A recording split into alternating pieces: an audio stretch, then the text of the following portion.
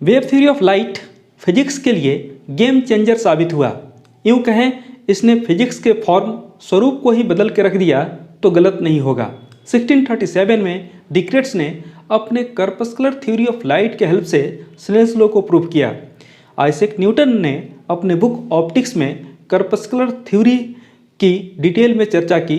कुछ हद तक इन्होंने इसका डेवलपमेंट भी किया और इस वजह से कर्पस्कुलर थ्योरी ऑफ लाइट न्यूटन के नाम से जाना जाने लगा। 1678 में डच फिजिसिस्ट क्रिश्चियन हाइजन ने अपने वेव थ्योरी को लोगों के सामने लाया और इस थ्योरी की हेल्प से ऑप्टिक्स के बहुत सारे फिनोमेना को ईजिली प्रूव करके भी दिखाया। फिर भी इनिशियली यह थ्योरी लोगों का अटेंशन ड्रॉ नहीं कर पाया क्योंकि उस समय न्यूटन का साइंस में वर्चस्व था। वर्चस्व आज भी है, लेकिन उस समय उनकी बातें बहुत अहम भाग रखती थी फिजिक्स के कॉन्टेक्स्ट में अगर बात करें तो। बात 1801 की है जब थॉमस यंग ने इंटरफेरेंस ऑफ लाइट को डेमोस्ट्रेट किया। तब वेव थ्योरी ऑफ लाइट की चर्चा फिर से होने लगी और चर्चा का विषय तब और मशहूर हुआ जब 1850 में लगभग 40-50 साल बाद फोकल्ट ने अपने डिवाइस इंटरफेरोमीटर के हेल्प से एथर पार्टिकल का एग्जिस्टेंस को नकार दिया। जिस एथर पार्टिकल के एग्जिस्टेंस को लेकर के न्यूटन ने पूरी कर्पस्कुलर थ्योरी की चर्चा की, प्रूफ करने की कोशिश की। अगली बात यह भी आई, न्यूटन के कर्पस्कुलर थ्योरी के अनुसार जब लाइट रेयर से डेंसर मीडियम में ट्रैवल करे तो उसका स्पीड बढ़ जाना चाहिए। फोकल्ट ने जस्ट इसके उल्टा कहा।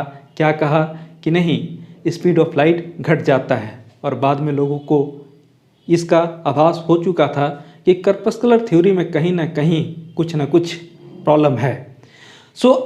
इस न्यूटन के कर्पस्कुलर थ्योरी का फेलियर इनफैक्ट वेव थ्योरी का फेमस होने का कारण बना और अल्टीमेटली इस थ्योरी में क्रिश्चियन ने कुछ स्टेटमेंट दिए थे।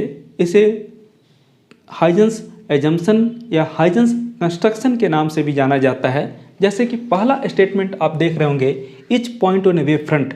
जहाँ तक वेव फ्रंट की बात है तो पिछले वीडियो में इसकी चर्चा बड़ी डिटेल में हुई है। Is a fresh source of disturbance of secondary wavelets. जैसे अगर मैं एक वेव फ्रंट ले लूँ, इस पे एक पॉइंट ले लूँ, फ्रेश सोर्स ऑफ डिस्टर्बेंस जो क्या करेगा, sending waves in all direction. दूसरी बात क्या है कि new position of wave front. हाँ, अगर इस तरह से हमने बहुत सारे वेवलेट्स ड्रॉ कर लिए तो ड्रॉ करने के बाद अब आगे क्या, तो इसमें बोला गया कि new position of wave front is given by surface of tangency. इस सेकेंडरी वेवलेट्स के टच करते हुए सरफेसेस हम जो ड्रॉ करेंगे ये बेसिकली क्या देगा, तो new position of wave front in forward direction बोल रहा है। यानी अगर पीछे इसको ड्रॉ करें तो ये आपका वेव फ्रंट नहीं कहलाएगा या सेकेंडरी वेव फ्रंट नहीं कहलाएगा। ओके, चलिए जैसे हम इसको ए बी नाम दे दें, ठीक है, तो ये ए प्राइम बी प्राइम और ये A double prime B double prime. यहाँ पर हम अगर डिस्कस करते हैं तो ए प्राइम बी प्राइम को क्या बोलेंगे, सेकेंडरी वेव फ्रंट। ओके, अगर हम स्ट्रेट मतलब प्लेन वेव फ्रंट नहीं लेकर के सिलेंड्रिकल या स्फेरिकल वेव फ्रंट का पोर्शन लें तो वैसे केस में भी इस पे जितने भी पॉइंट ड्रॉ करेंगे सभी point fresh source of disturbance होंगे अकॉर्डिंग टू थ्योरी। और इसके सरफेस ऑफ टेंजेंसी को अगर ड्रॉ करें, टेंजेंट ऐसा फॉरवर्ड डायरेक्शन में, तो ये फॉरवर्ड डायरेक्शन में जो सरफेस टेंजेंट है, मतलब इसको अगर P एंड Q एज्यूम कर लें तो यहाँ पर P प्राइम Q प्राइम जो होगा ये आपको सेकेंडरी वेव फ्रंट कहलाएगा। ऐसे इसका एक पीछे की तरफ भी है ना सरफेस ऑफ टेंजेंसी होगा जिसको P double prime Q double prime के नाम से जान सकते हैं। आप उसको सेकेंडरी वेव फ्रंट नहीं कहेंगे क्योंकि यहाँ पर मेंशन है फॉरवर्ड डायरेक्शन। इस बात का जिक्र है ना दो साइंटिस्ट कौन, एक तो किरचॉफ फेमस नाम है, इनके बारे में भी आप जानते होंगे, एंड दूसरे वाइगोट, ये नए साइंटिस्ट हैं, थोड़े उतने फेमस नहीं, इनको नहीं जानते होंगे। इन्होंने क्या बोला था कि कंट्रीब्यूशन जो है ऑफ वेव फ्रंट या in any direction is equal to 1/2 1 plus cos theta. जहाँ पर थीटा जो एंगल है, थीटा ये आपको डायरेक्शन ऑफ प्रोपगेशन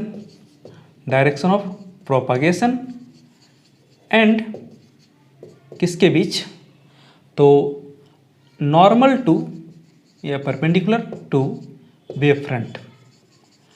अब अगर हम फॉरवर्ड डायरेक्शन में जो है उसके लिए बात करें तो डायरेक्शन ऑफ प्रोपगेशन ये होगा और डायरेक्शन ऑफ नॉर्मल भी यही होगा, यानी यहाँ पर एंगल आपको 0 डिग्री मिलेगा। इसलिए यहाँ पर आप लिख सकते हैं 1/2 इंटू कॉस 0 आपको 1 प्लस 1 2 2/2 1 मीन्स ये 1 हो जाएगा, 100% कंट्रीब्यूशन हो जाएगा। अगर यही हम बैकवर्ड वाले की बात करें तो बैकवर्ड के केस में है ना आपका डायरेक्शन ऑफ प्रोपगेशन और नॉर्मल के बीच जो एंगल होगा वो 180 होगा और वहाँ कॉस 180 हुआ तो 0 हो जाएगा और 0 हो गया तो कंट्रीब्यूशन 0। इसलिए जो वेव फ्रंट में कंट्रीब्यूशन है वो सिर्फ फॉरवर्ड डायरेक्शन की बात की जा रही है। सो ऑब्वियसली ये स्टेटमेंट आपको याद कर लेने हैं। ऐसे हम हाइजेंस थ्योरी का यूज करके रिफ्लेक्शन और रिफ्रैक्शन आसानी से प्रूव कर सकते हैं। ये एग्जामिनेशन का भी बहुत इम्पॉर्टेंट पार्ट है।